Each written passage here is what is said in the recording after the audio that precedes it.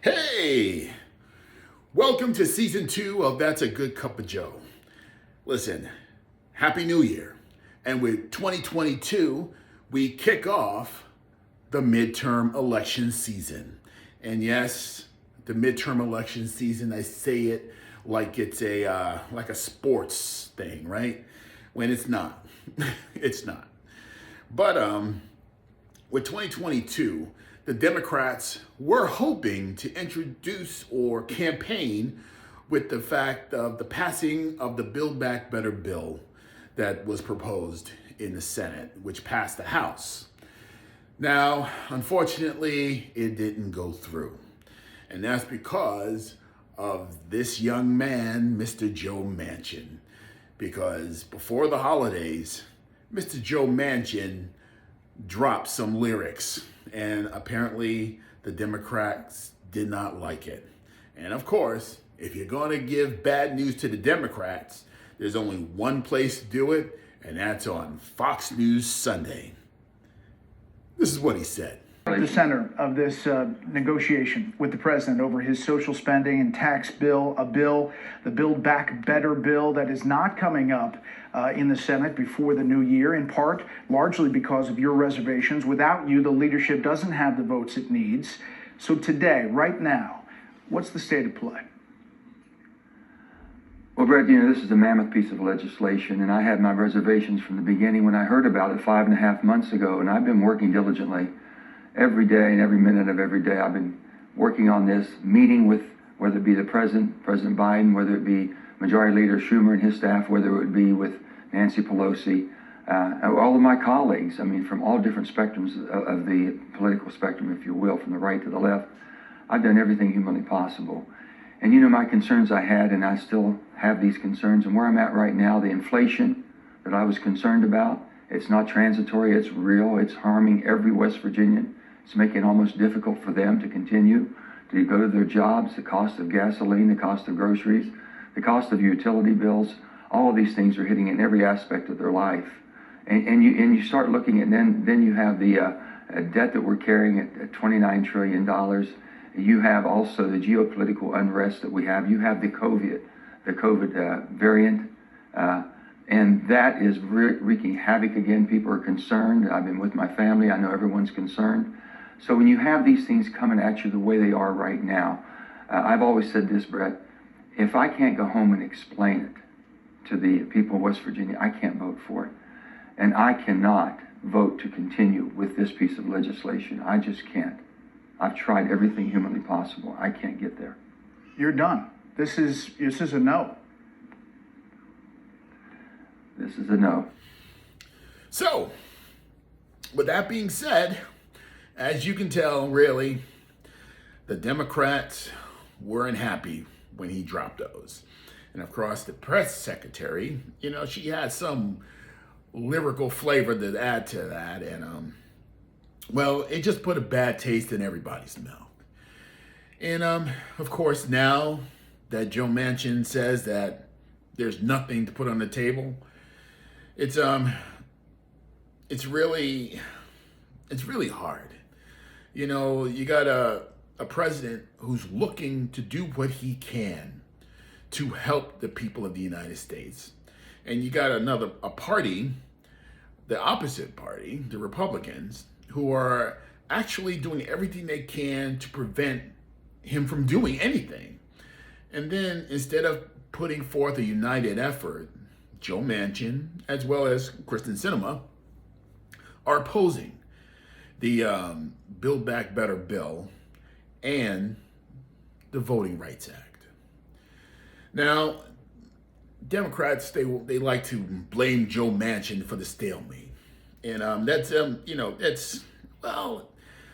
it's true to an extent. But I don't blame Joe Manchin. Do you know who I do blame? Well, let's put it this way. When you go to the zoo and you see the lions in the cages and stuff, and we've had some reports that people go into lion cages and stuff like that, and they get bit. And unfortunately, because they got bit, the lion gets to pay for the actions of the idiots that went into the cages.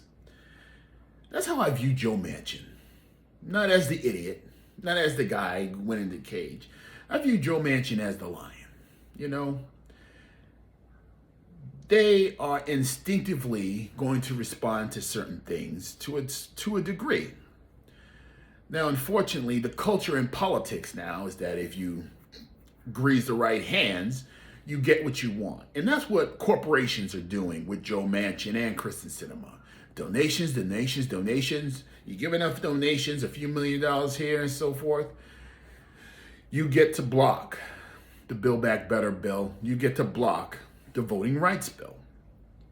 And this is the culture in politics right now. Corporations and private citizens who are well off and financially, able to do so, do their best to pay certain politicians to prevent them from voting on certain bills. And this way, that benefits them.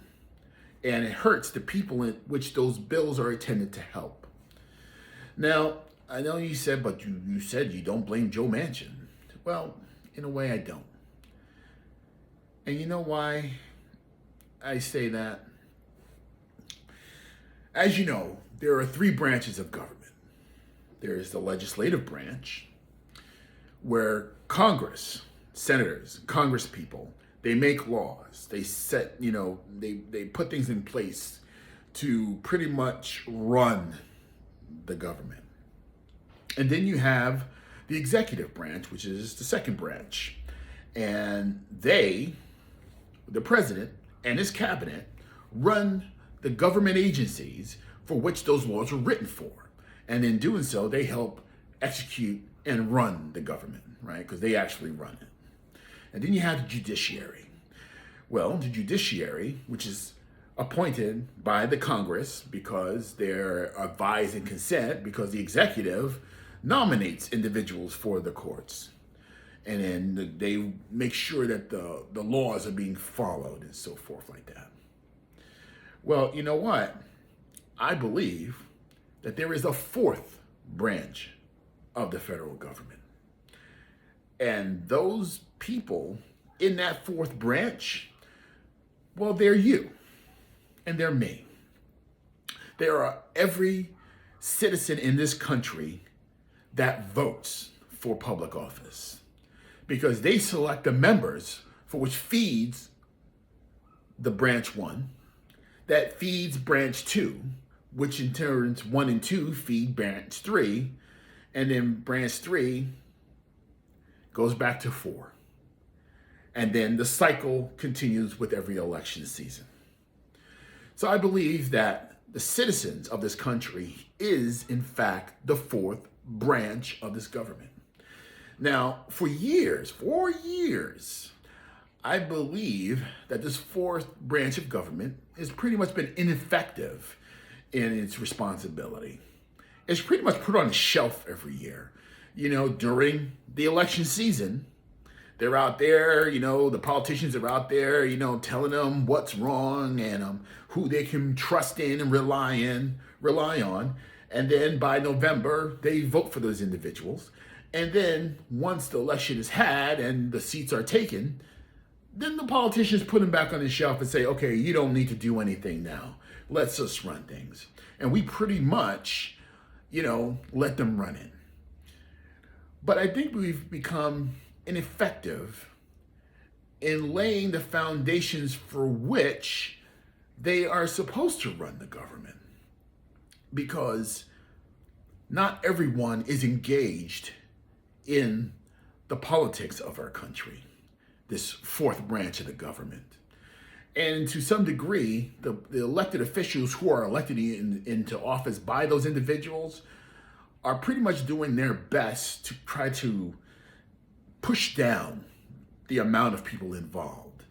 And this has become more prominent nowadays because you have different states enacting certain laws to make it a little bit more difficult for these individuals to vote. But in any case, the people, the citizens of this country, the voters, they've been pretty much, because they've given the direct control of the government to the elected officials. So they've been pretty much sitting back and letting things happen. But because of this money that is feeding them from the outside, they've pretty much become corrupted because of it. And the people who are voters, they've pretty much laid back and allowed this to fester. And this is because they've allowed these individuals for whom they feel that they're entitled to be in the office. And then we get into the expectations of believing that it should be bestowed upon them, right? By our votes. But we get this false sense of narrative that this entitlement that these politicians feel that they should be in office, that we just become lazy into determining exactly who should be in office. And that because of these decades that a lot of them serve in the office, that we just give our votes to them because they just feel that, they're entitled to do so. Which shows, even on the Republican side, that they don't offer any new policies that help the people. And it's just because they feel entitled to be in the office, and they just keep saying certain things that allow the people to just vote for them without any real expectations. And that's the most important thing in regards to our voting, because we are supposed to give them expectations on how they are to behave with our vote. We have to see the government that we want for ourselves. And we do this by electing people who are actually going to do the job. I mean, even now with the new election season, the Republicans are offering any type of platform to show that they're looking to govern. You've got individuals like Marjorie Taylor Greene. Really, this is the person that we want in office? How is this possible? Everything that she's doing is irreprehensible. Lauren Boebert. Even the minority leader in the House. You know what I mean? How are these supposed to be leaders that the Republican Party are putting out that is supposed to look to run the government? How irresponsible have they been these months of late? Because all they talk about is what they're not going to do. And they don't talk about what they will do and offer it. And with all these laws in the states, because of what Trump has laid out for America, all these lies, they're making these laws to make these lies, it's just very frustrating.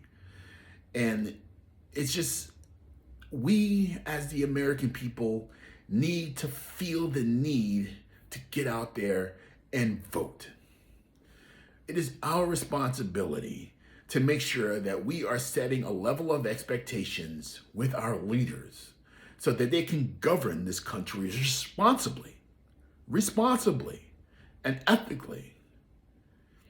And by actually activating the need to get out there and do the work, to give the votes that is needed to put the right people in office. We need to raise the bar of what we expect from our elected officials. We can't just leave it on the ground. We need to go from here to here in what we feel that our elected officials should be doing in performing their work in order to govern our country. When you got Mitch McConnell saying that we've got no policy, we're not going to put out a policy before the election, so they're going to wait till afterwards. So it's like buying a car. You're not going to show the car before somebody buys it.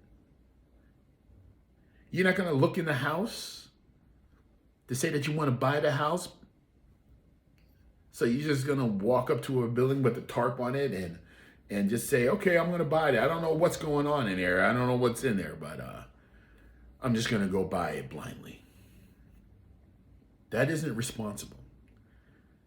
And the importance of our votes is because we're giving the responsibility of governing our country to these individuals. And when they're saying all they do is want to say hate to the other party,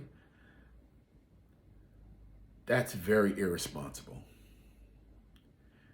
But that just shows you how important it is for all of us that we engage